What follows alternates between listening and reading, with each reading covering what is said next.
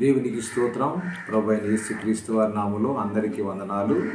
ఈరోజు మనం దేవుడిచ్చినటువంటి అవకాశాన్ని బట్టి మనం ప్రార్థన జరిగిస్తూ ఉన్నాం.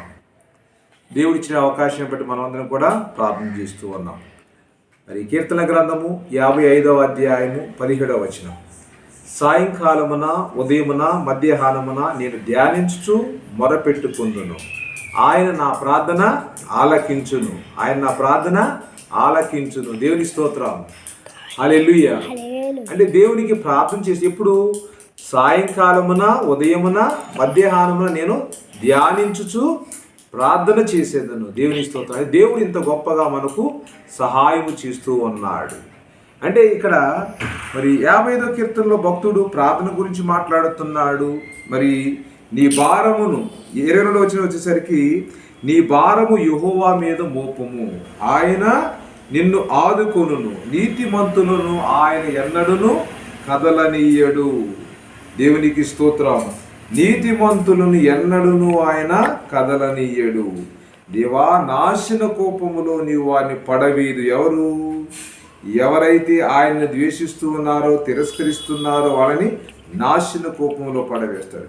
రక్తాపరాధులను వంచకులను సగము కాలమైన బ్రతుకును నేనైతే నీ యందు నమ్మిక ఉంచి ఉన్నాను. దేవునికి స్తోత్రం.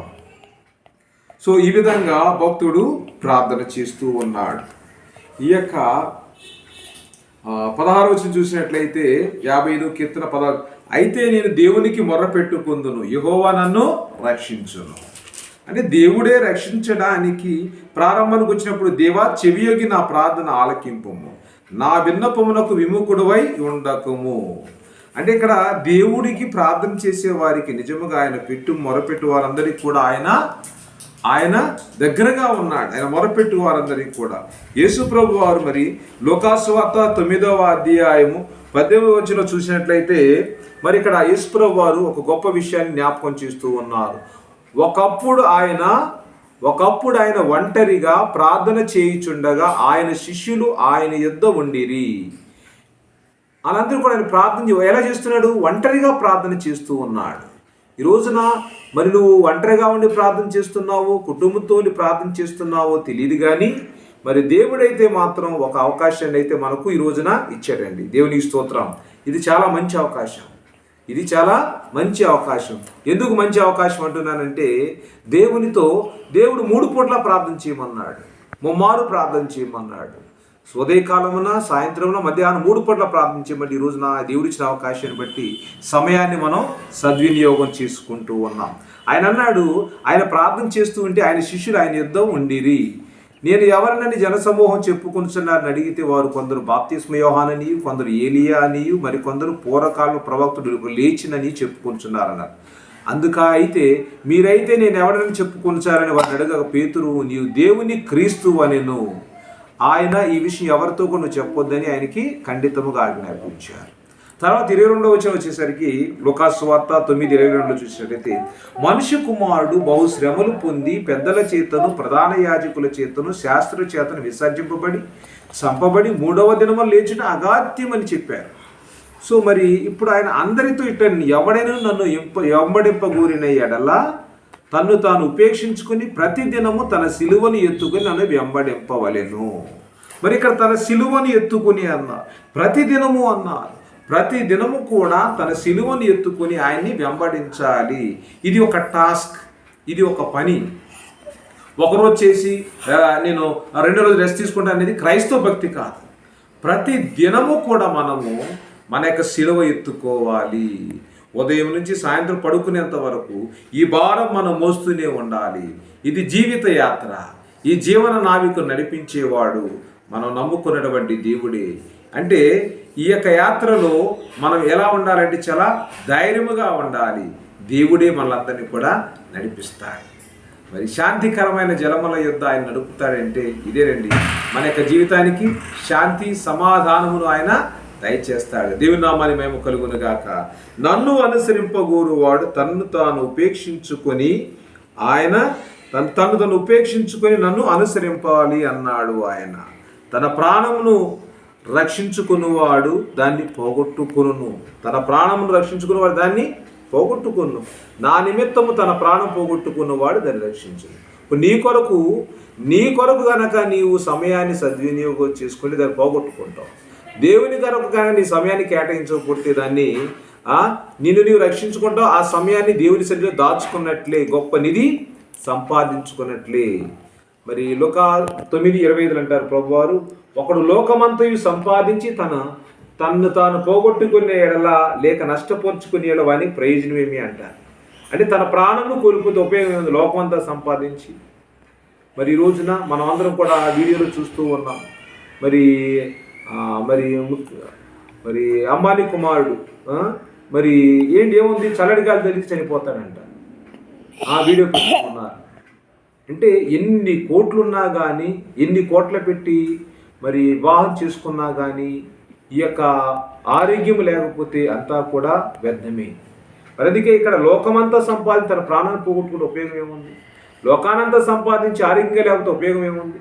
అందుకే ఉన్నది యావత్తు కూడా, దేవుడిచ్చినది యావత్తు కూడా ప్రజాసేవలో వాడాలి. మనమందరం కూడా పరిశుద్ధంగా ఉండాలండి. డబ్బును దాచుకుంటే ఏమీ లేదండి. ఆరోగ్యం లేకుండా డబ్బును దాచుకుంటే ఉపయోగం లేదు. డబ్బుని రక్షిస్తుందా?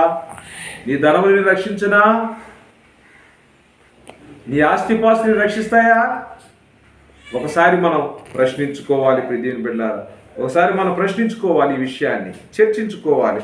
అందుకే లోకము కంటే ప్రభును సంపాదించుకోవాలి, ధనము కంటే దైవాన్ని సంపాదించుకోవాలి. మరి ఈ లోకము, ఈ రాజ్యాల కంటే కూడా పరలోక రాజ్యాన్ని సంపాదించుకోవాలి అని ప్రభు వాక్యం సెలవిస్తుంది. ఆయన ఒంటరిగా వెళ్ళి ప్రార్థన చేస్తుంటే ఆయనతో మరికొంతమంది యాడ్ అయ్యారు. మార్కు సువార్త 1:35 చూడండి. ఆయన పెందల కాడని లేచి ఇంకను చాలా చీకటిగా ఉండగానే బయలుదేరి అరణ్య ప్రదేశంలోకి వెళ్ళి అక్కడ ప్రార్థన చేయుచుండెను. యేసుప్రభు యొక్క గుడి హ్యాబిట్ చూడండి. ఆయన పెందల కాడని అంతా ఇంకా చీకటిగా ఉండగానే ఆయన అరణ్య ప్రదేశానికి వెళ్ళి ప్రార్థన చేయటానికి సిద్ధపడి ఉన్నాడు. సీమోను అక్కడ ఉన్న వారందరూ కూడా ఆయన్ని వెతుకుతూ ఉన్నారు. అయితే ఆయన ఏమన్నాడంటే వాళ్ళతో 37వ వచనం చూడండి. ఆయనను కనుగొని, సీమోను పేతురు వాళ్ళని కనుగొని, అందరూ నేను వెతుకుతున్నారు ఆయనతో చెప్పగా ఆయన, ఇతర సమీప గ్రామంలో నేను ప్రకటించినట్లు వెళుదము రండి, ఇందు నిమిత్తమే కదా నేను బయలుదేరి వచ్చేదని వారితో చెప్పాడు. ఇంకా వేరే గ్రామాల్లో కూడా మనం ప్రకటించవలసి ఉన్నది, ఇందుకోసమే కదా నేను వచ్చింది అని ఆయన చెప్పాడు. ఆయన గలిలయ అంతటా వారి సమాజ మందిరంలో ప్రకటించు దయ్యములను వెళ్ళగొట్టుచుండెను. దేవుని స్తోత్రం.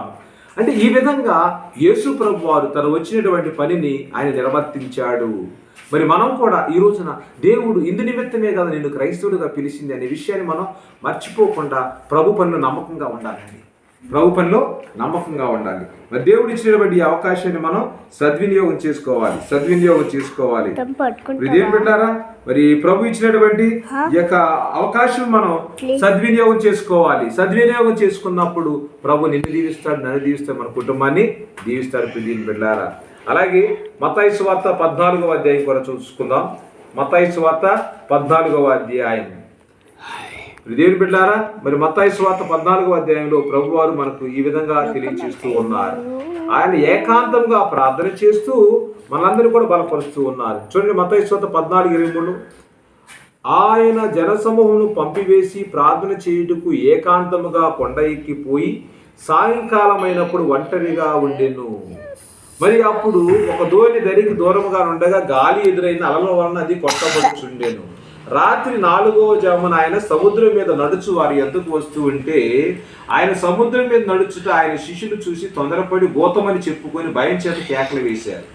వెంటనే యేసు ధైర్యం తెచ్చుకోండి, నేనే, భయపడకుము అని వారితో చెప్పగా పేతురు, ప్రభా నీవే అయితే నీళ్ళ మీద నడిచి వస్తానికి ఆజ్ఞేయమన్నాడు.